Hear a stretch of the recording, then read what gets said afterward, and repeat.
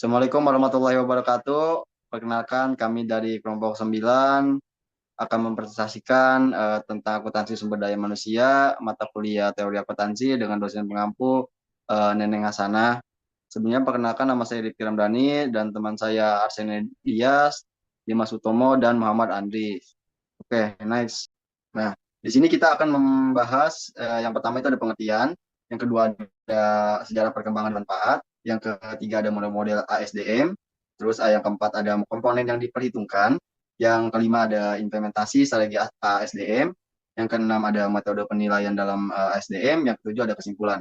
Pengertian akuntansi sumber daya manusia atau Human Resource Accounting atau HRA, cabang akuntansi yang berfungsi pada pengukuran dan pelaporan nilai sumber daya manusia dalam organisasi.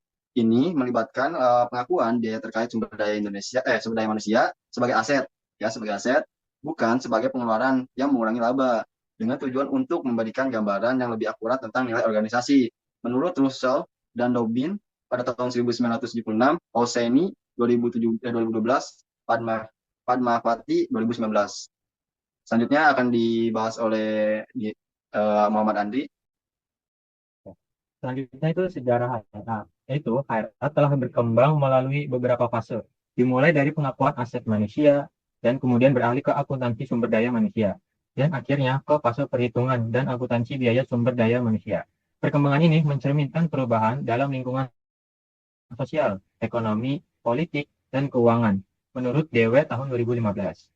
Sejarah HRA menunjukkan bagaimana penelitian akademis dapat meningkatkan sistem manajemen dan mempengaruhi praktik bisnis menurut Plumholt et al. Tahun 2002. Manfaat HRA itu menawarkan beberapa manfaat seperti kemampuan untuk mengukur dan melaporkan investasi dalam sumber daya manusia yang tidak tercakup dalam praktik akuntansi konvensional.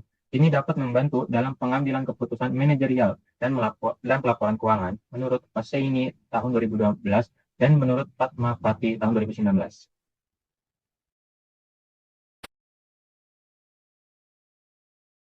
Di sini ada model-model HRA, yaitu yang pertama ada model Rickert, di mana menekankan pada variabel sebab akibat dan variabel hasil untuk mengukur nilai SDM.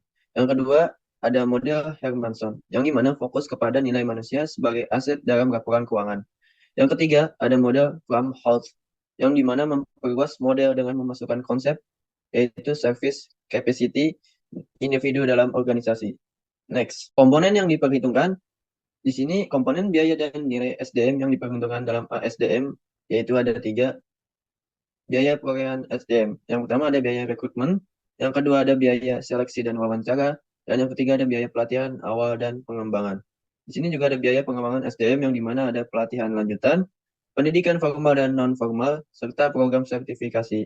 Yang ketiga di sini ada manfaat ekonomi, yang dimana membuat produktivitas kerja, loyalitas dan retensi, dan pengaruh terhadap inovasi serta budaya organisasi. Selanjutnya ada implikasi strategis ASDM. Yang pertama ada pengaruh pada pengambilan keputusan, yaitu bagaimana ASDM dapat mempengaruhi keputusan terkait investasi SDM, rekrutmen, pelatihan, dan kompensasi. Selanjutnya ada ASDM dan manajemen talenta, yaitu peran ASDM dalam menarik, mengembangkan, dan mempertahankan talenta terbaik. Selanjutnya ada ASDM dan kinerja organisasi, yaitu hubungan antara pengukuran nilai SDM dan kinerja keseluruhan organisasi. Ada metode penilaian dalam ASDM, yaitu yang pertama ada metode biaya historis atau historical cost, yaitu menghitung total biaya yang dikeluarkan untuk memperoleh dan melatih karyawan. Selanjutnya ada metode nilai sekarang kontribusi masa depan, yaitu present value of future earnings, yaitu mengestimasi kontribusi finansial yang akan diberikan oleh karyawan di masa depan, lalu dihitung nilai sekarangnya. Selanjutnya itu juga ada metode biaya penggantian atau replacement cost, yaitu menghitung berapa biaya yang harus